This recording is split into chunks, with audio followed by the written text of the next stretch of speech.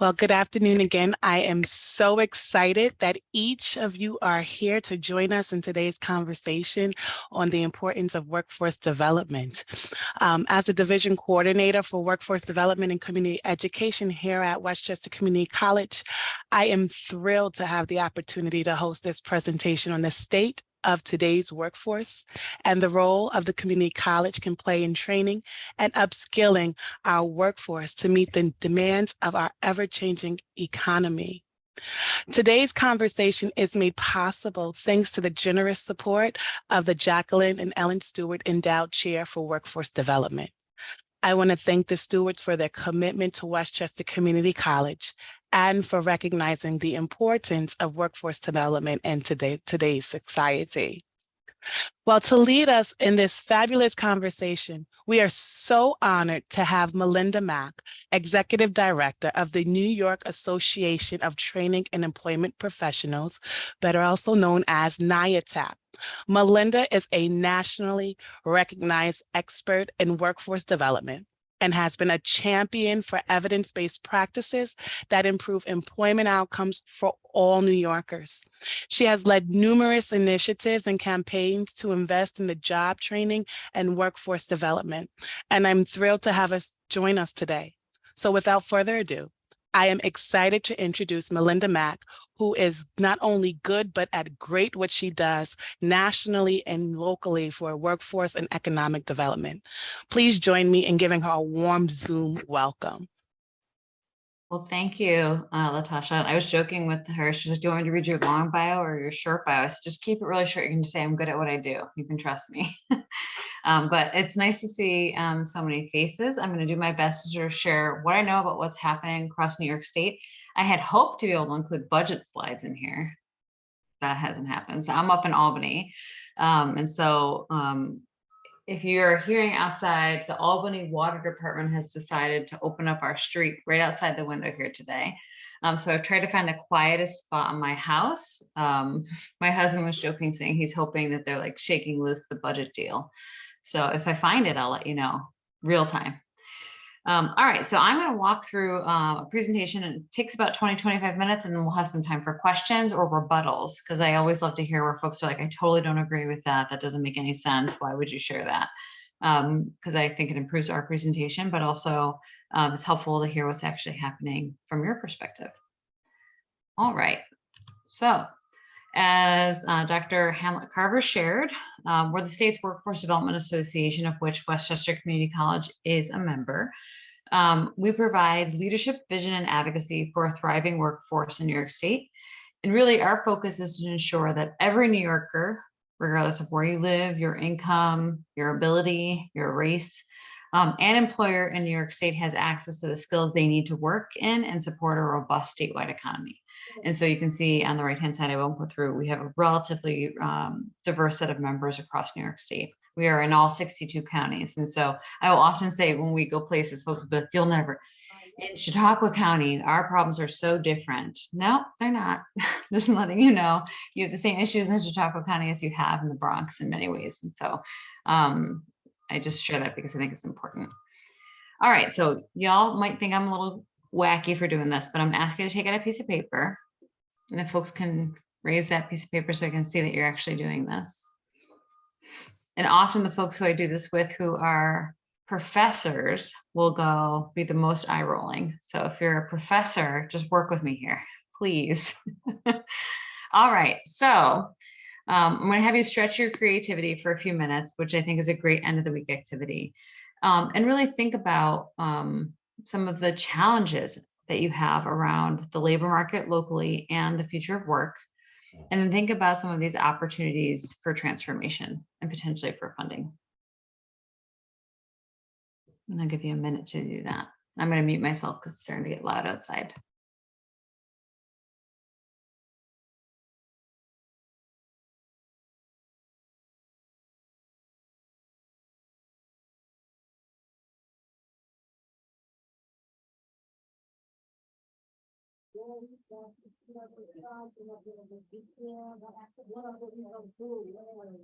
All right, and as you are doing that, if you don't mind flipping it over, hopefully there's a blank side, you aren't writing on something that you needed on the other side, or grab another piece of paper. And what we're going to do is I want you to take a look at these 4 objects.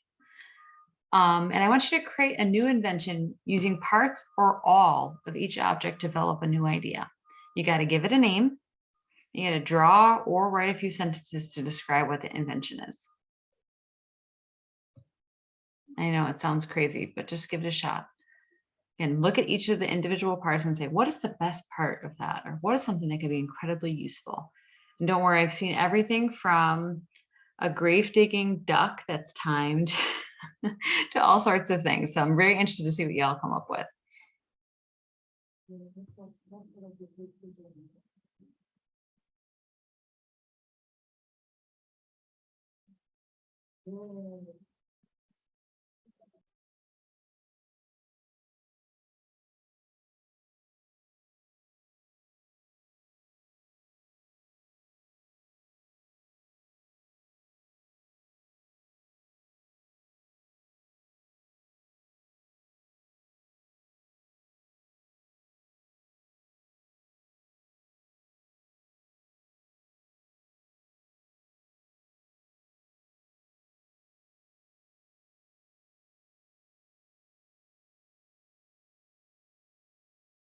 I'd love to see the focus of a few of you.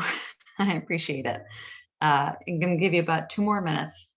And again, your artistry, no one's going to knock you for your artistry.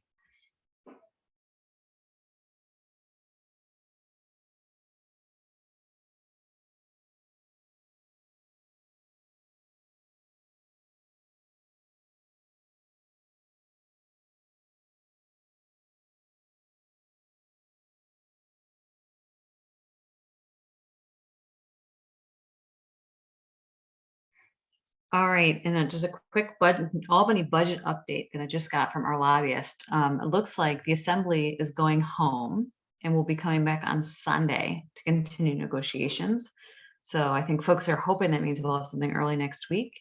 But I, just based on experience, don't believe that that's going to be possible.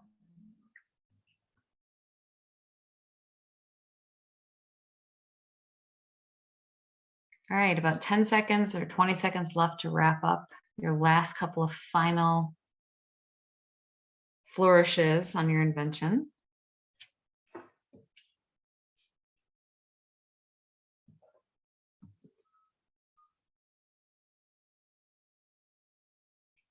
All right, does anybody want to share their idea? And trust me, they're always weird and wild, so don't feel self-conscious about that. Anybody have an idea they want to share with the crew?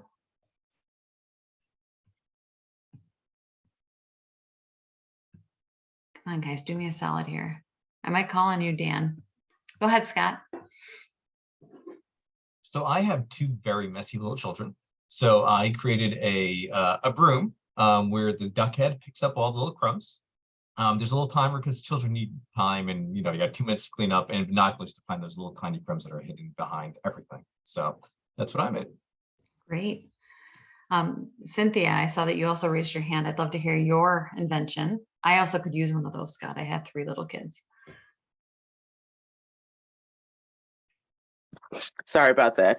Can you hear me now? Fine. Yeah, I sure can.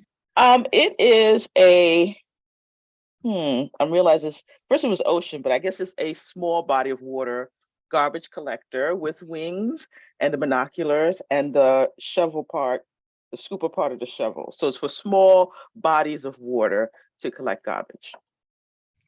Well, thank you. All right. So part of the reason why I like to have folks do this is because you already have great things in your system, right? And so part of the exercises are to like reimagine or re-envision something is decide what are some of the best parts, right? So when, again, having done this many times with other folks, for the shovel, what we've often heard is it's strong, right? You can scoop. So again, using Cynthia's small body of water, garbage picker upper. It provides leverage, it's metal. The duck is water repellent. It's got webbed feet. It can swim and fly. For binoculars, there's glass. It can help you see far. It can also help you focus. And for the watch, it keeps time. It's mechanical. The strap that fastens in a circle, and there's a clasp attached to it. And so you can imagine what some of the folks came up with some of those things. And again, the purpose of this exercise is to recognize that good artists copy, but great artists steal. So if you look at Henry Matisse, yeah, and I'm sure you probably heard this. This quote is attributed to lots of different folks. Now you can attribute it to me. So when you look at Henry Matisse and really Picasso, a lot of their art is actually modeled after early examples of African art, but also of Matisse and Cézanne's work before, right? And this is actually one of the most famous pieces by Pablo Picasso. And really, again, it goes back to this idea that nearly all things are derivative of something else. I know we all like to think we have original thoughts left, but really the best inventions or new ideas take the best parts of existing ideas or items and improve or add to them. And it's often not just the leader that comes up with these new ideas, right? Really anybody who, especially those who are working directly with students or directly with businesses, can make those connections. And it's important to take all those pieces together and really think about ways to create new methods or approaches to, again, best meet the needs of the people we're trying to serve. All right, so I'm going to do a little labor market download if folks are okay with that. So let's talk about who's working in New York State and who's not. All right, so before I start, I always like to level set what workforce development is. Generally speaking, workforce development refers to the education, job training, and employment activities, including policies and programs used by counties, states, and localities to create and sustain, as well as retain, a viable workforce. Simply put, you got to make sure you have enough people who can work in the jobs that are in your regional labor market, but also the predicted job openings of the future. And I do want to say, again, workforce development is not a new idea. It's also not just somebody getting a job. It's not a free ride for businesses. It's not training and praying. That is my least favorite phrase. I don't know any workforce development organization that just trained somebody and then hoped that they got a job. Right? I think we're trying to train people for jobs that are in demand, that have skills that are relevant. Workforce development system is not a second chance system, and it's not a program that's focused only on a job seeker or a student or a business. So when we look across the state in our recent State of the Workforce report, this is what came out on top or shook out on top as the 5 top sectors by region. And really, these are the sectors that have the largest amount of jobs across New York State and largest number of people employed. Again, eds and meds tend to be where we tend to focus across New York State. So really government, healthcare, and in government is where education is. So think of your public. So you all, if you work for Westchester Community College, would likely be in the government bucket. There's finance and insurance. Again, in New York City, it tends to be dominant.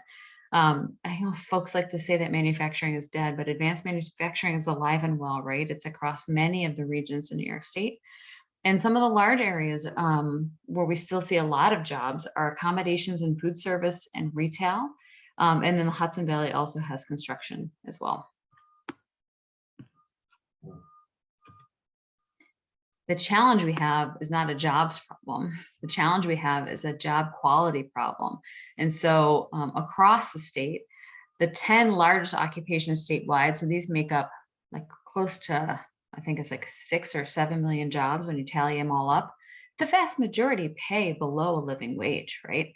And so when you look at these, I think the challenge here is how do we make sure we're training people for jobs that exist, but also creating jobs that are better and folks can actually live in a community with the salaries that we're providing for them.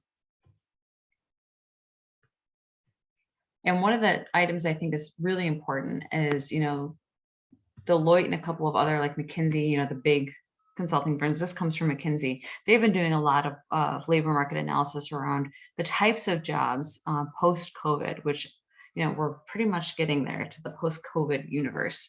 And so I thought this was particularly helpful. They had already been analyzing how many people would likely need to transition by 2030. And in the US, prior to COVID-19, there was an estimate that 7.9 million people would need to transition to new jobs. And now it's up to 10.1 across the US. And part of the reason why I think that's important for community colleges and for folks in the workforce system is this means more like lifelong learners.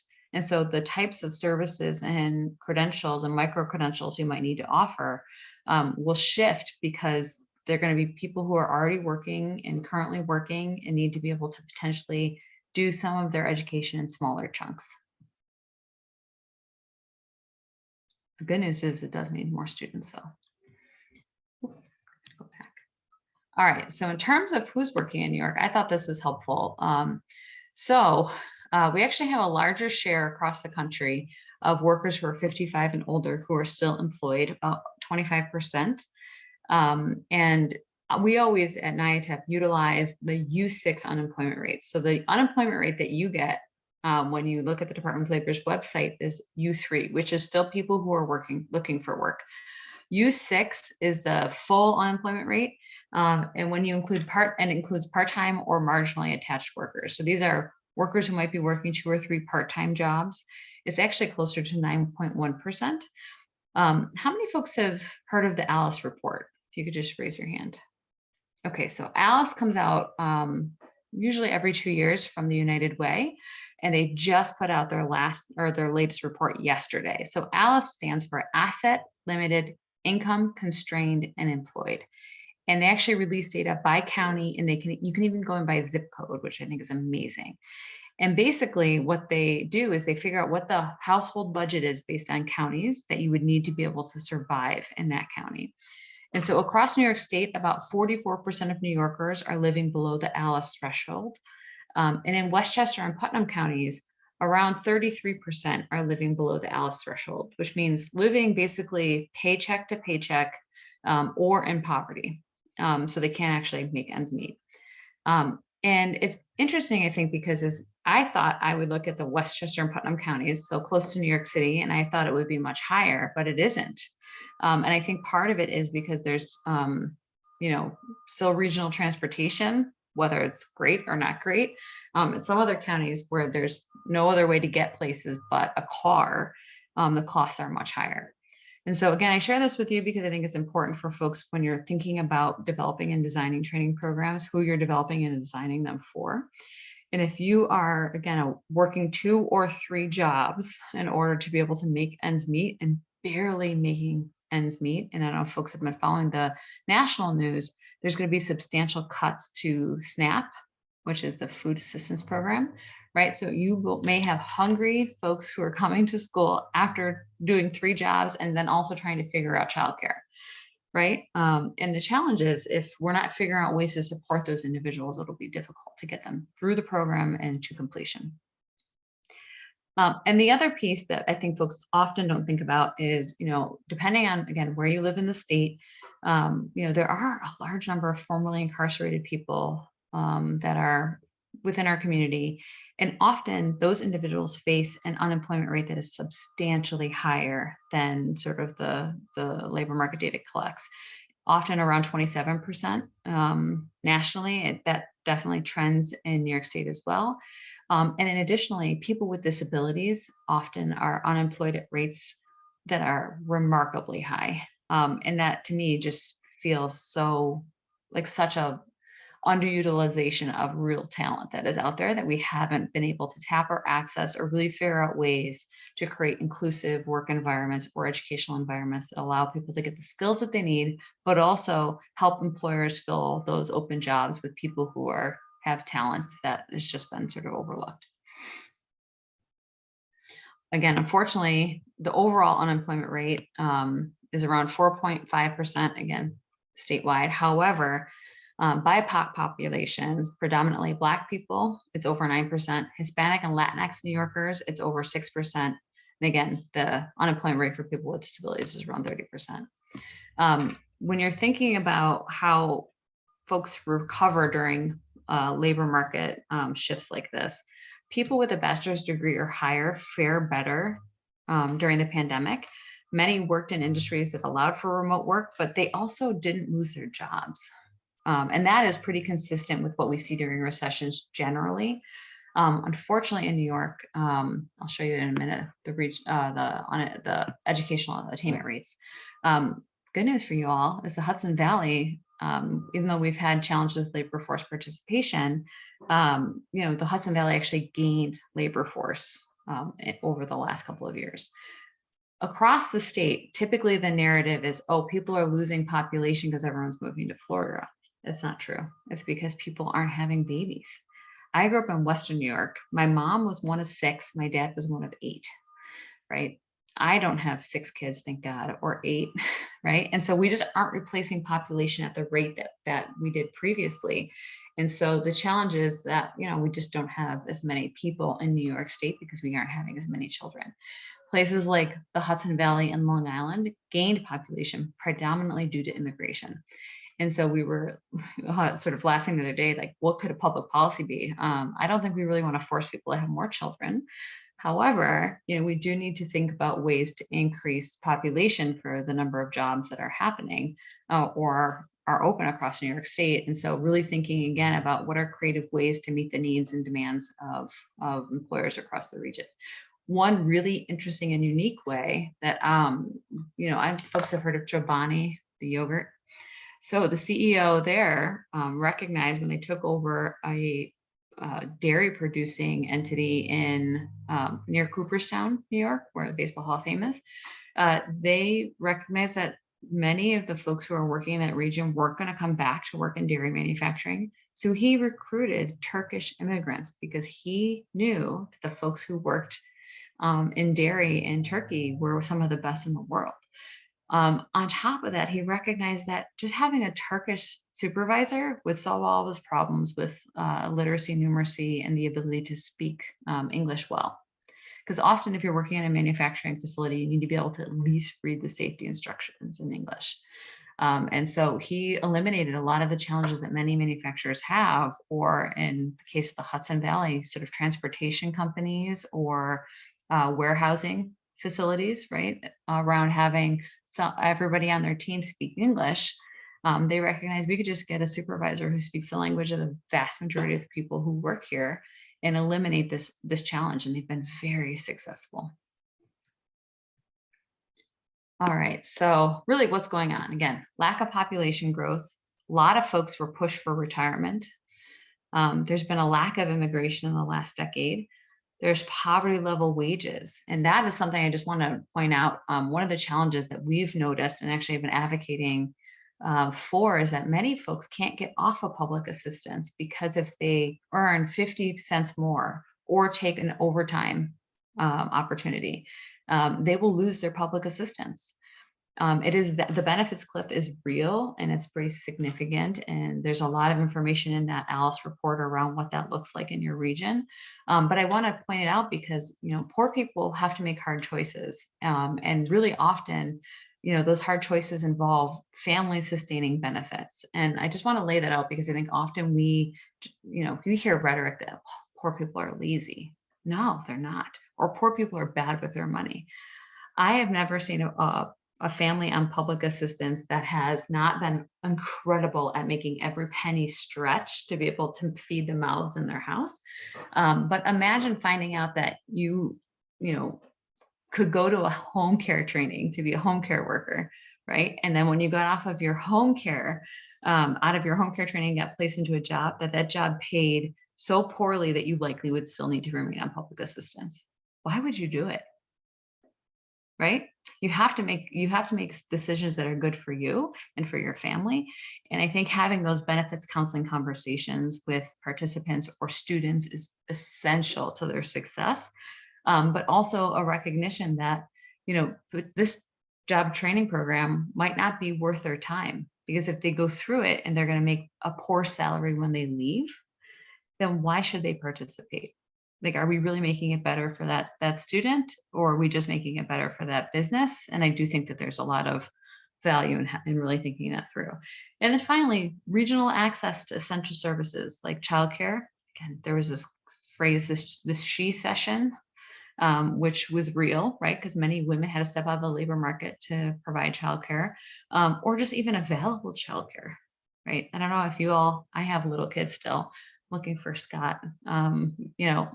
Childcare for kids is ridiculously expensive, but don't worry, they'll give you a discount if you have 2 or more children, but it's a 10% discount per kid. So it's not like it suddenly becomes affordable, it just becomes a little less painful. I think at one point, when all of my kids were under the age of 5, my childcare cost was like $3,500 to $4,500 a month. And I think I was getting a deal because I was in upstate New York, right? And then, of course, post-pandemic, there's challenges with people still wanting to come back to work because of health and safety concerns. But they also have new job expectations. People want to be able to work remotely. People want to have more flexibility to be with their families. And so again, I share that because I don't think a lot of employers have adjusted. You can see that right now happening in a place like New York City, where employers are requiring that people come back to the office. I had heard on the radio that Goldman Sachs was having Lizzo come and do a concert for employees. I don't know about you all. I don't have the money to have Lizzo come to my nonprofit to have people come back into the office. But I also think that there's this challenge too, where there's this clash of generations, which was happening prior to the pandemic, that has just been exacerbated, where younger employees have an expectation around this flexibility, being able to work from home, wear sweatpants, right? And the older generation is, I don't trust that you can do your work at home. And so there's, again, some of this is, causing some of the challenges around having enough people available for work. So this was poverty is in near all counties in around Westchester Community College. So again, this was their last report. I can show you some of the data for Westchester Putnam. Again, was around 33%. So when you look across all these counties, it's prevalent across the whole state. And again, I think that's because of the types of jobs we're creating and maintaining in regions. And then I think, again, we're going to see this mix of occupations totally change in the next couple of years. And again, a lot of this has to do with automation and AI. I heard, again, listening to this tech sales report, basically coming out of, there's a big conference in Las Vegas every year, where all the tech providers demo their new tools and fancy things that will likely be rushing to buy for the holidays in like 3 years. And AI is a real thing that's coming.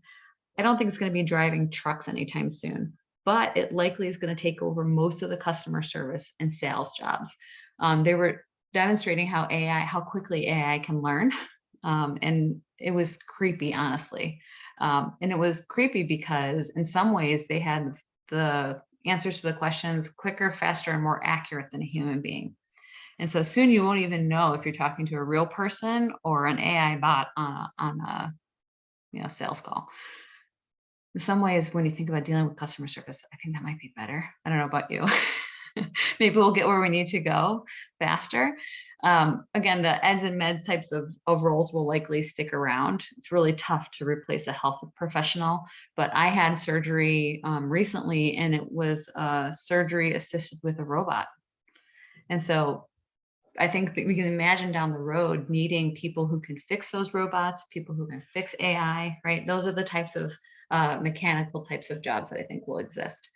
When it comes to customer service or hospitality and tourism, I don't know how many folks travel. I travel a lot for this job. And the last 3 hotels I stayed in, I didn't even see a human being before I checked into my room, because everything now you get the barcode that comes onto your phone and you just scan it to get into your room. And so, I think many of our organizations that work predominantly in hospitality, tourism, and retail are going to have to really think about shifting their service model to support students and participants in a different way.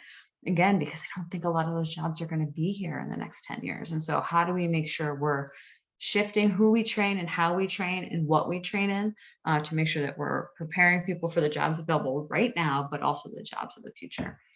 And then I think the other piece that I thought was really fascinating and made me glad I didn't focus on accounting. So I actually have a business degree, and my business degree was in accounting. And honestly, I looked around and was like, these are not the people I want to hang with.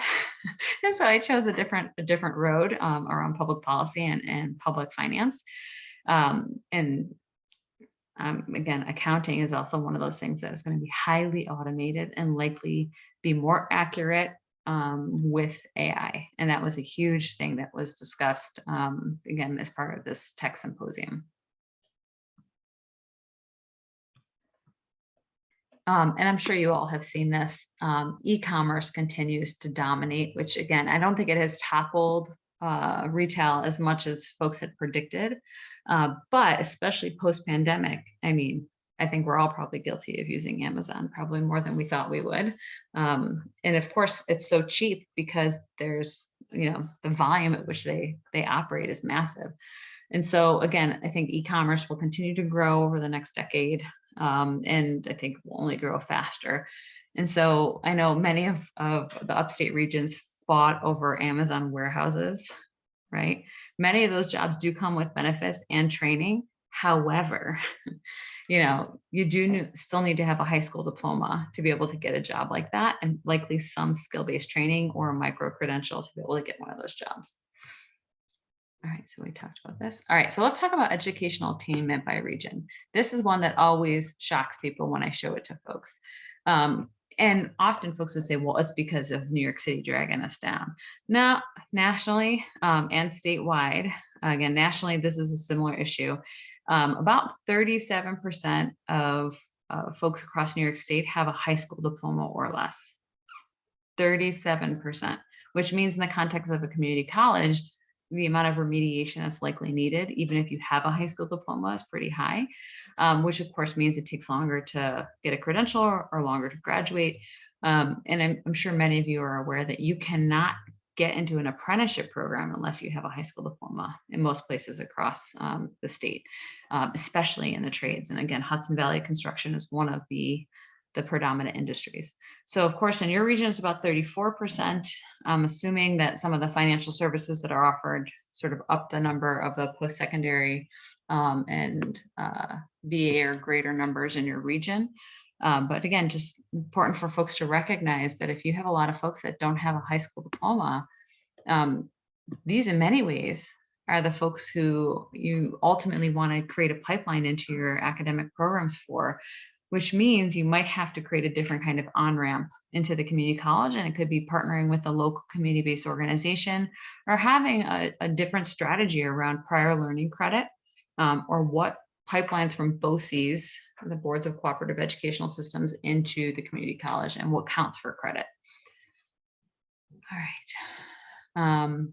Again, looking back at this, I think doing some analysis of who the population is at your campus is really important. So again, in thinking about some college, no degree, often those are the folks you should be pulling back in. How do you get the people who have some college under their belt but no degree, work with them to understand what their challenges were in completing? Sometimes it's financial, sometimes it's not, right? And how do we sort of address some of those concerns so that someone can participate? I know that for a long time, one of the barriers was like, you got a ticket on campus and you didn't pay it, right? I went to the University of Buffalo, and I will tell you, the parking there was horrendous. I got many a parking ticket, and thankfully I had the income to pay it. But if you didn't pay it, you weren't able to continue, or the registrar's office wouldn't let you re-enroll the next year. And so again, when we're looking at the ages of folks who have some college and no credit, they tend to be older adults. They're not our, first time, full-time freshman type of profile. And so they have a different set of needs. My needs at 42 are very different than my needs were at 18 when I enrolled in college the first time.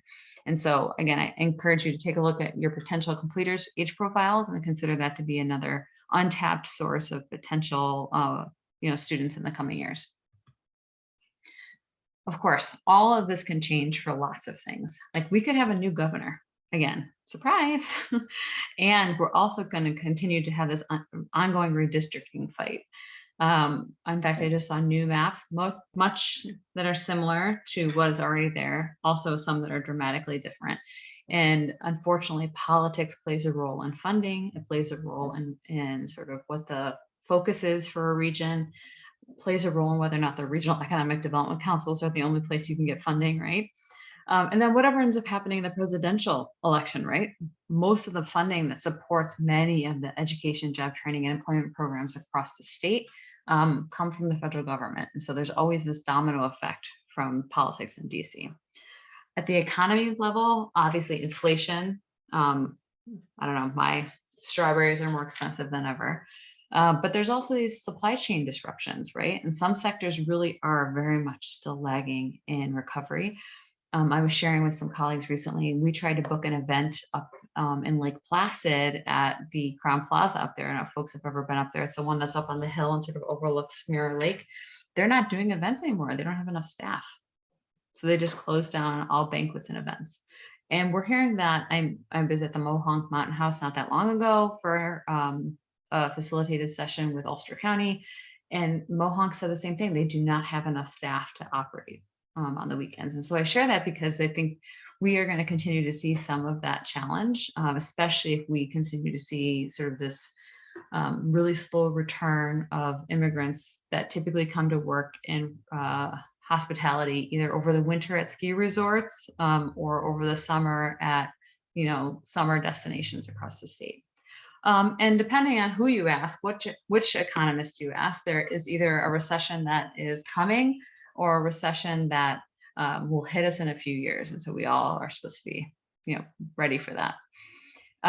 In terms of health, COVID-19, although it is dissipating, it is still around, right? And so, again, thinking about getting people back into rooms and groups, we've been super conscientious about that at my organization. The last thing we want to do is kill off our whole sector by bringing everybody together and getting people sick. Mental health is at the forefront. And so organizations, entities need to be recognizing and addressing mental health. And then, of course, diversity, equity, inclusion, and belonging, and how that is woven into coursework, classwork, but also into workforce environments. And then on the labor market side, wages are bumping up higher. Personally, I don't think that they're sort of high enough to, again, promote this huge influx of people coming back into the labor market. There's this big push for flexibility in the workplace. Again, expectations that workers have are around remote work, increased PTO, other benefits, but also preparing for the transition to automation. All right, so the questions I would be asking ourselves, if thinking about your region and your college, have you truly tapped your region's potential talent? What about all these underutilized workers, right? That U6 on the unemployment labor market data. Jobs are not the challenge, but good jobs are. So what role can colleges play in supporting the growth of good jobs? COVID has reshaped society's interaction with technology. What does that mean for how you deliver services, how you deliver content, how you support students and employers? And people have options more than ever before. So you have to adapt to remain competitive, or people will choose with their feet and go somewhere else. So potential resources. So appropriations for the Workforce Innovation Opportunity Act for your local workforce board have increased. It's been about 20% increase for New York State, which basically trickles down to local regions. American Recovery Act money locally, this would come likely from your county. And there's going to be infrastructure money and CHIPS money that is coming down the pike. And so I would prepare, if you don't have infrastructure programs or mechatronics programs up and running, those are ones that I would be paying attention to. Again, statewide, there are new industries that are growing. Clean energy is real this time. I was part of the folks that were in the city of New York at the time, running the Green Jobs program, and how disappointing it was. We trained all these people and there weren't really any jobs there, even though the government told us there would be. This time it's real. There's a ton of money coming from the state and from the federal government around clean energy, and employers are clamoring for employees. And some of these really are sort of incumbent worker or customized training programs where you're really just upskilling an existing workforce with, again, a micro credential or adult and continuing ed credential. And I think, again, it's another opportunity to attract a different type of clientele into the campus. Semiconductors and the semiconductor supply chain.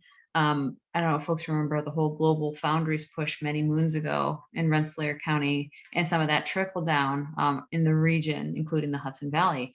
It's going to be that times 10 when Micron finally builds their facility.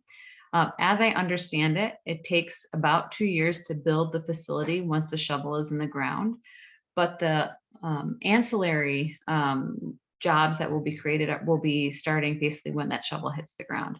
It ranges anywhere from, people who have CDLs to be able to transport hazardous materials, right? There's a lot of hazardous materials that come from chip production, including the requirements around using certain types of gases.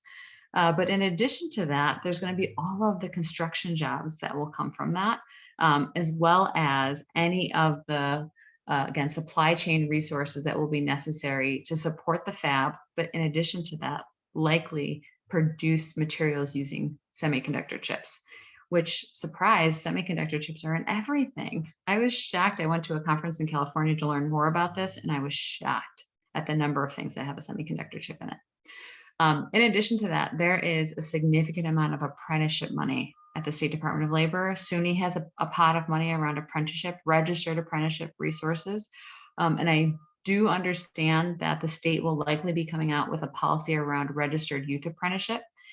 Where I think there's value in thinking through that is how, again, that connects to a pipeline, not just for related instruction, but for a degree or a credential, whether it be a micro credential or something that's associated with like a post-secondary degree, like an associate's or an AS degree.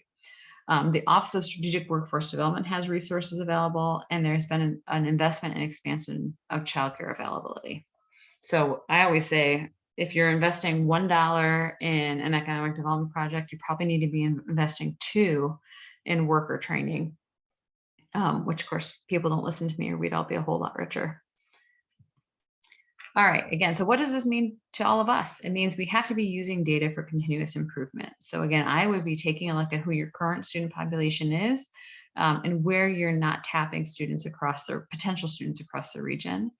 I would ask and listen to your students and understand what they need. I might rethink my partners, including employers, right?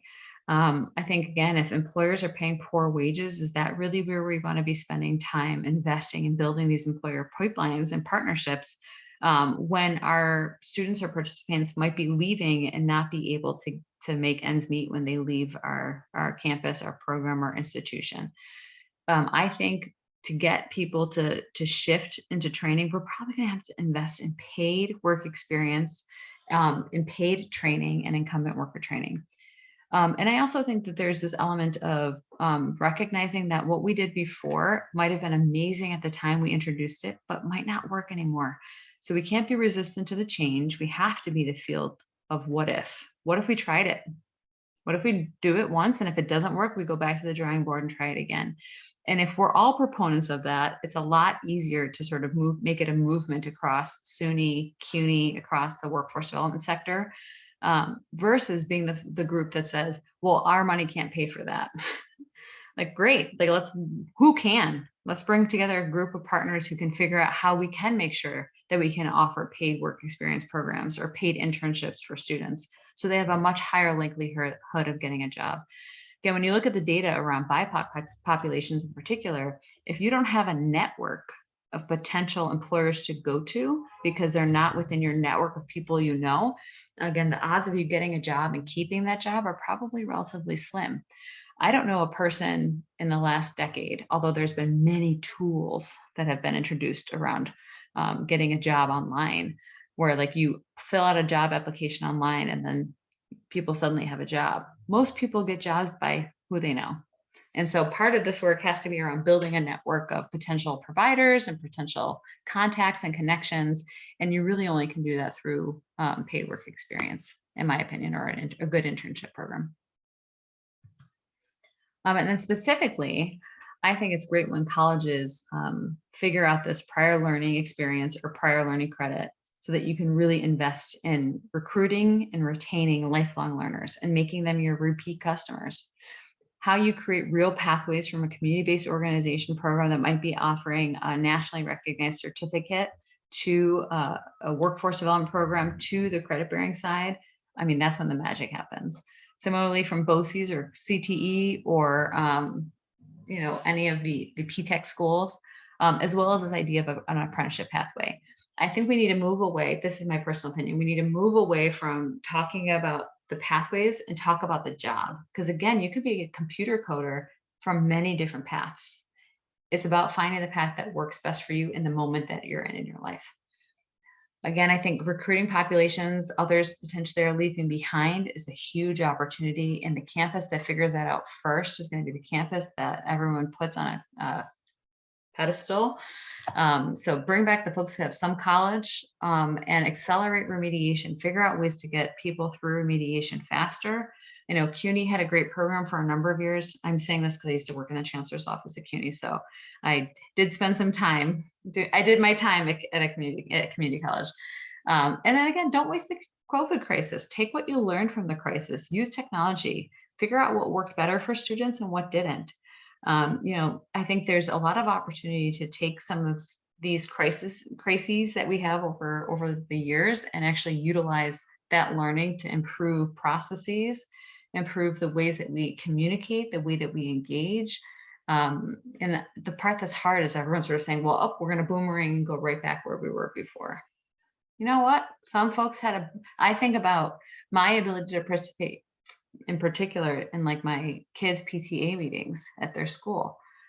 I can't find childcare and drive to the PTA meeting for, you know, every other month that they have them. But when they were online, I could sit and watch the PTA meetings downstairs when my kids were upstairs, right? And so I think that there's value in sort of realizing that there is an access issue that COVID created, but also sort of created increased access for many folks who didn't have access before. All right, and then again, thinking about administrators, I think transparency and economic accountability for post-secondary programs is really a huge value, not only to the educators, because I'm sure the folks who are professors or educators that are part of this call, like you're not hoping that the kids go through your programs and leave and can't make ends meet, right? How do we help provide more information back to the people working at a campus so that they know what's happening when the students leave their programs? We absolutely need to enhance the counseling and supports for students and student services, including connection to high quality work experiences that align their educational goals and opportunities with work. We also, I think, need to come to terms with the unrecognized value of the intellectual and caring professionals that are already working across the system or across a campus or across a region, and figuring out how, figuring out how collectively we can further close racial and economic gaps that exist in our regions, but also increase investment, because often we overlook the fact that equalizing educational attainment without increasing student debt for low-income adults provides significant return on investment locally, but also do a whole lot more to close the gap around equity in regions. All right, that's all I've got. So this is how you can get a hold of me, but I think I'll turn it back to you, LaTasha, for questions and or comments. I'm open to comments and also dissent if someone said, this is crazy, what you said doesn't make any sense based on what I'm seeing. So LaTasha, I'll turn it back to you. Sure. Thank you so much, Melinda, for that very informative presentation, right? I'm sure it has everybody thinking. At this time, if you have any questions, please feel free or comments to raise your hand or just jump in.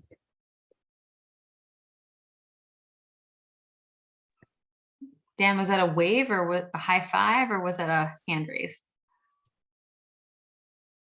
Oh, I can't hear you at all. Dan, we can't hear you.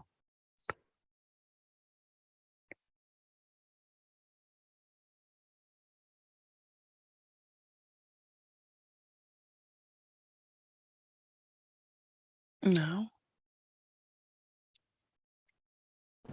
How about now? Can you hear me? Yes.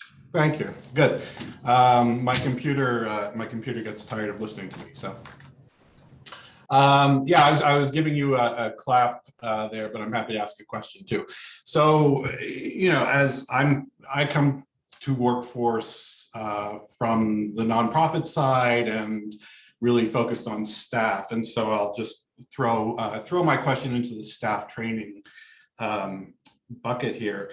Like, you know, there are so many talented people who have really devoted their careers to helping others get connected to employment opportunities. And I think you really mentioned the critical piece that nonprofits and colleges play in building those connections to employers. But one of the challenges that we see at WPTI is that the staff who are doing this work on the front lines often doesn't have training in how to do it as effectively as they need to in order to meet the demand.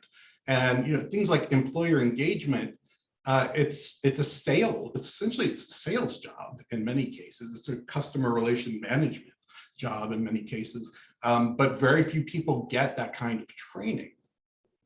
I think that's probably true on the community college level as well. There's a lot of very smart people in community colleges, but they don't get sales training or know how to necessarily know how to speak to employers in the way that employers understand, right? And so how do we, as a field, how do we get money and attention focused on upskilling ourselves so that we can help people more effectively? Well, Dan, that's $1 million question. If I knew that, we would have probably way more staff generally. But I do think it's of value to make sure that there's a budget line in our own budgets to make sure our staff are also going through continuous improvement because the sectors and industries change so fast. And often what we're finding is there are often industry intermediaries who may have a better ability to connect with a group of employers in your region that you should be connecting with, whether it be an industry council or a smaller industry association that just they convene employers on a regular basis. They might be your in, right? It might be sort of your liaison to a sector that you would like to grow at a campus or grow in a workforce program, but also can sort of give you a sense of who are the right people to talk to. Often we go right to the HR rep, and I have recently realized that HR folks don't necessarily do a lot of the training stuff anymore. They mostly field complaints and help you with your healthcare insurance. And so, there's often a training director. And what I'm finding as we go across the state, many even small businesses have a training budget within their employment structure. Often they're using it for the stuff that's required, sexual harassment training, diversity, equity, inclusion training, but often there's a sliver that they could potentially be using to support their employees get retrained, again, get micro credentials, help in some instances finish their high school diploma so that they can move up within their own organization. So Dan, I appreciate that question. I wish I had a good answer for it. And if you figure it out, please let me know. I mean, ultimately, I would love to see a credential, a certification for workforce practitioners. Hint, hint, Westchester Community College might be an interesting thing to offer. It's something we've talked about for many years, and yeah, we've never been able to get we are partnering, NIATEP is partnering with the Hope Street Group and have a credential called Skilling America that we've been working on implementing. But the challenge is making it affordable enough for us low-paid nonprofit professionals to be able to actually afford it, because again, many of the employers can actually pay to have people participate. And so, yes, do that if it can be affordable. And we would be happy to partner with Westchester Community College on that as well. I'm gonna hold you to that, Melinda. Great. Okay. Can you elaborate on the income disregard a little bit more? Yeah, so we actually, we'll find out when the budget passes, push for something called an income disregard in the state budget this year. And an income disregard would allow 100% of a participant's income to be disregarded from their public assistance accounting procedure that tells them how many dollars they can use for public assistance if they've participated in a publicly funded education or job training program. And the idea here is we don't want to dissuade people who are low income from participating in job training or in community colleges to get a better job because they don't want to lose their public assistance. Again, this is a problem that we've created. We can solve it and provide more opportunity for low-income individuals and create more equity in our communities by just removing this barrier of the public benefits cliff. And so we're hopeful, it's gone through the Senate and the Assembly. It was in the governor's budget proposal. So we're hopeful that it sticks through these budget negotiations, because we really do think it will unlock a lot of opportunity for people who are on public assistance who have shied away from participating in education and training. And just to correct me if I'm wrong, this also gives them the opportunity, as once they get employment, after they complete, to stay on the rolls of public assistance up to 6 months. So well, it depends. Well, again, depends. that time clock starts. Okay. When they sort of either engage in the employment and training, and they would have to work with their social service district. So it would be Westchester County. In your case, around when that clock would start for each individual participant. But yeah, I think it'll make a huge difference. The state of Massachusetts already does it, and they have found it to be really valuable in recruiting more people to participate in education and training programs. Because again, it eliminates that one challenge around trying to have to decide whether or not it's worth it to participate in these programs. When we know long-term it will be, but in the short term, if you can't feed your family, you can't participate in education and training. Right, absolutely. And I mentioned it because we have our partners definitely from the EOC and the Career Center, along with JobStar, which is a funded program through DSS. And I thought that information would be helpful, especially if it gets passed. Does anybody else have any additional questions for Melinda? Well, and I will say, Dr. Carver, I did not include it because I thought the budget would be passed by now. So I actually had a slide that was like, check this out, you should try this, and then took it out because I was like, hopefully the budget's passed, and it hasn't passed yet. It hasn't passed yet, no. Jamila? Hi, can you hear me? Okay. I actually completed the Scaling Up America with Melinda, and I learned a lot about workforce development and a lot of the challenges, and met a great group of folks in workforce development throughout the state. So I did that when I was with OJ at the Career Center. So that was huge. And speaking directly to what Dr. Carver just said, I do have two really amazing individuals who are on public assistance, and they were offered some really unique opportunities. And I think they turned them down because it just wasn't enough. And they didn't, they were scared. And it's a very tough situation when you have kids, you have to provide for those kids. Everything counts, so I'm really hoping that they do something, because it's hard, because I think that they are just so talented and they would contribute so much, but just, the fear with DSS and the benefits being cut off, it just outweighs everything. So, the instructors, myself, the rest of the team were like, this would be a great opportunity. But, I guess when they went back and they looked at the numbers, it just wasn't worthwhile. And it's sad, because they've been in that situation for years, It really is. And part of the reason we pursued this strategy is a couple of years ago, we were getting calls from county youth employment programs sharing that young adults were not participating in the summer youth employment jobs because that tiny bit of money that they earned over the summer got counted towards their family household income. And, parents were saying, you cannot do this, because if you do this, it will reduce the amount of benefits we get as a family. And, I'm sure you probably have heard, young adult work experience is crucial. Especially in terms of like where they are between 16 and 21. That's that critical time where you learn good workplace behavior. And you really can't learn that anywhere else. Like I learned you can't wear flip-flops to a pizzeria when I was 16. How would I have known that? Right. And I think part of the challenge is we often have these unrealistic expectation of young adults who may have never had a job, like what their work experience is like. And so again, part of this, I think, is really around sort of hoping that we can increase the number of folks who get a chance to engage with good quality work experience that's paid, so that they can understand what a work experience is like at different types of sectors and industries, but also, again, making sure that folks can be secure in the fact that they can feed their families, keep a house, a roof over people's heads, continue to participate in heat assistance, right? Those are the things that are necessary. And in some ways, it's cruel to take that kind of stuff away so quickly. And it's not because people want to be on public assistance, and you get this, Jamila, but the challenges is really there is no sort of gradual stepping down. It's either all or nothing. And to me, that's just wild that we figured that was the best way to do this.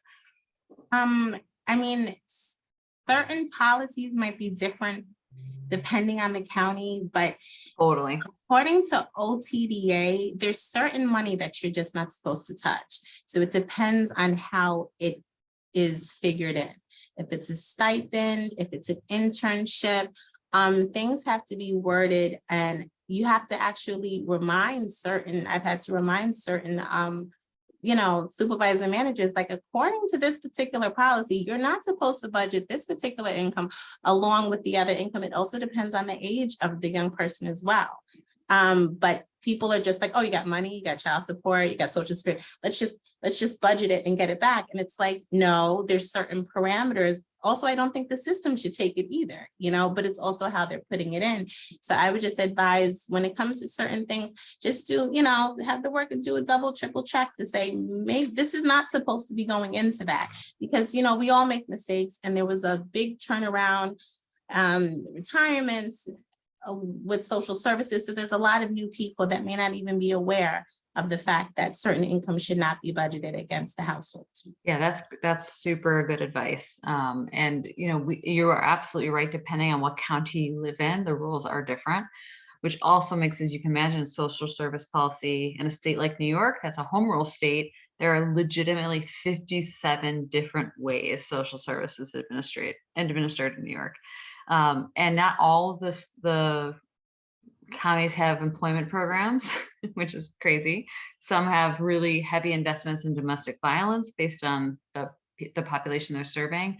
Others have huge investments in childcare, right? And so it does vary, region by region. And I share that because if you're consulting with, say, Niagara Community College, Niagara County may engage with the TANF population differently than, say, Westchester or Putnam counties. But thank you for that. That was great. Any additional questions or comments? I do want to make one additional comment. You were talking about data and the importance that data plays in training and in pathways and things of that nature.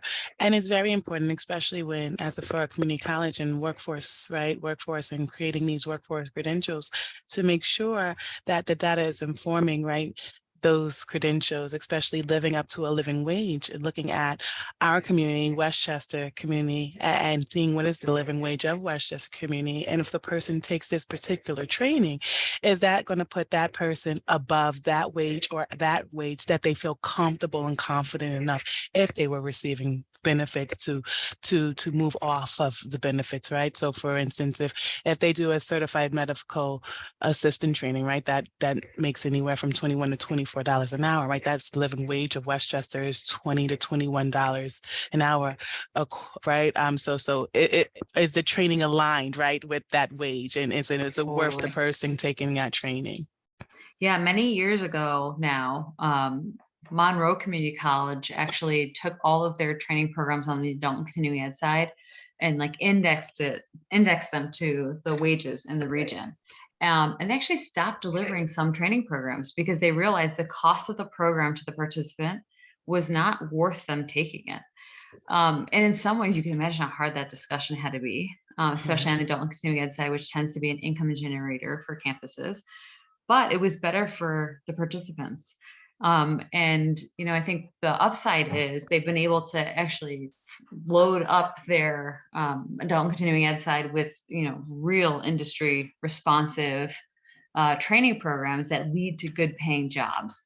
Again, the challenge is when you're a community college, in my opinion, and this just comes from working at CUNY, right? You're supposed to be open access. How do we make sure we are a college for everybody? Well, what if you need to start at a medical assistant or CNA in order to get your foot in the door and learn some basic medical terminology and knowledge. I think part of the way they were trying to solve for this is figuring out a different relationship with, again, community-based organizations or BOCES who can provide that lower level training cheaper, and then figure out what are the best pathways to get into the community college. And I think, this goes back to this like prior learning credit, prior, making sure that stuff is aligned with credit bearing coursework. I know how hard that is, having had to work with the math faculty at CUNY to try to align the last credit bearing or the first credit bearing course remediation with the last year of high school at the New York City Public Schools. But that being said, it's still possible. And it's better for you in the long run to have those pathways clearly aligned so you can communicate it.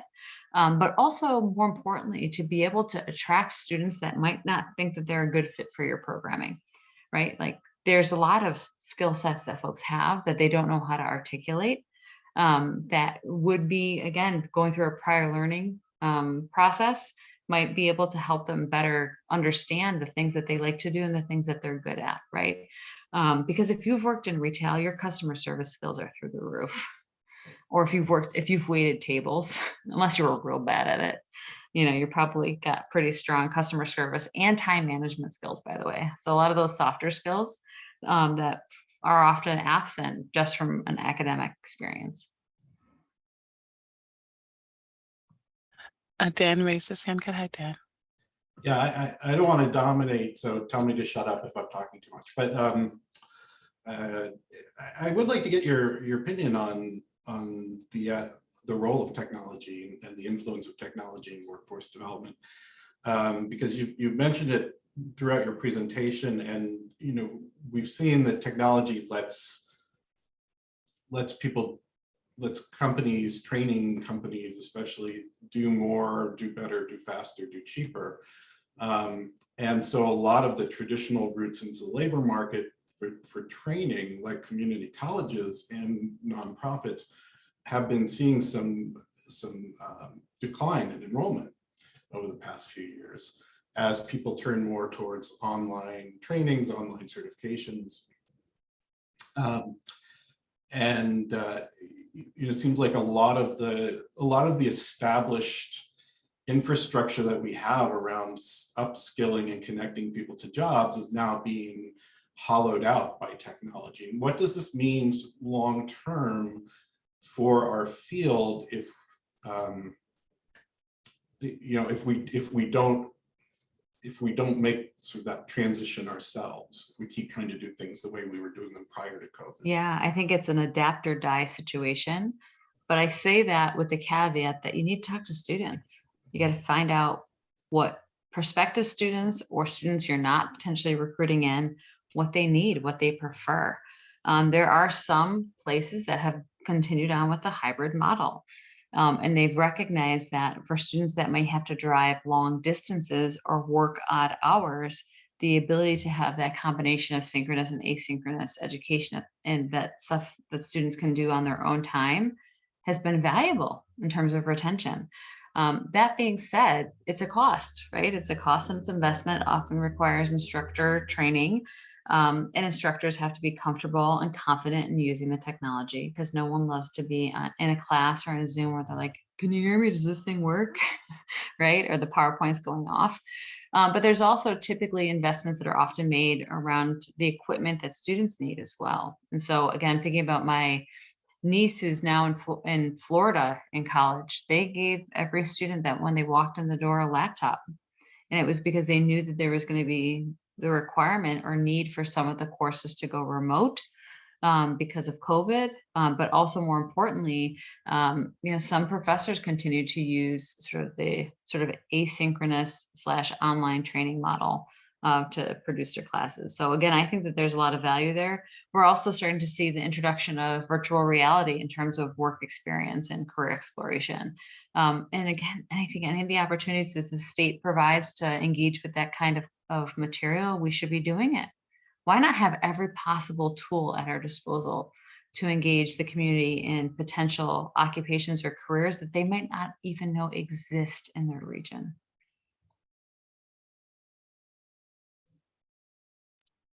Dan, I don't know if that answered your question.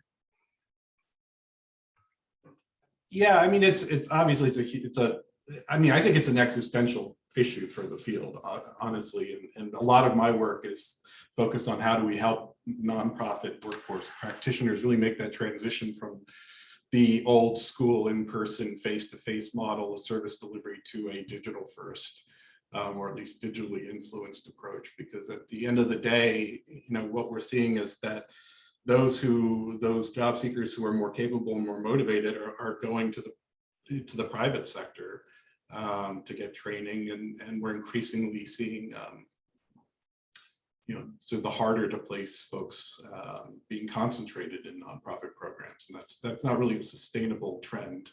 No, I agree with that. And I think one of the other pieces I would just sort of add, it's also using technology to streamline processes. You know, it's pretty bad when like the DMV is more online and more streamlined than many of our campuses or training providers across the state. I don't know about you all, but before I go and do something, I often look online first to see what's available. And you can't go to many training providers or campuses and see all of the offerings in a way that's easy to navigate, that doesn't take 25 clicks or a computer, or where you might have to download a PDF to sort of understand what this course content is. And almost none list where graduates go to work afterwards.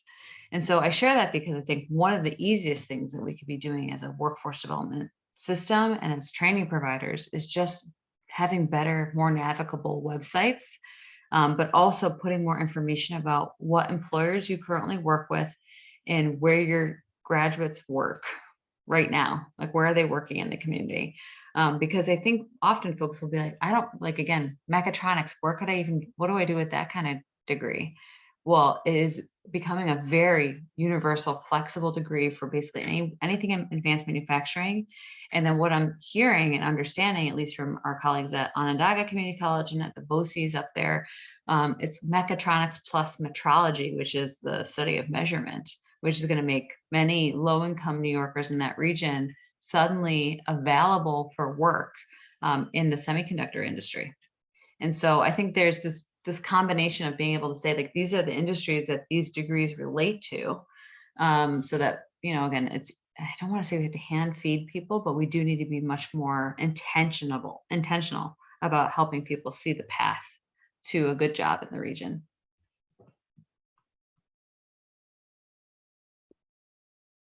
Well, with that, I want to thank everybody for engaging in this great dialogue. I want to give a special thanks to Melinda for her time and all the information that she shared with us. And also extend thanks again to Jaqueline and Allan Stuart for sponsoring this through the Endowed Chair. I will make this session available online, and feel free to share it once it's available and review it again. Melinda, again, thank you so much. Of course. And if you have any follow-up questions or want sources or have any other questions as you're sort of building out programs, feel free to reach out to me. Do not hesitate. I'm always here to be helpful. And ultimately, what I really want is to make sure as many New Yorkers across New York as possible get into good quality jobs. And so whatever I can do to be helpful, please let me know. Thank you.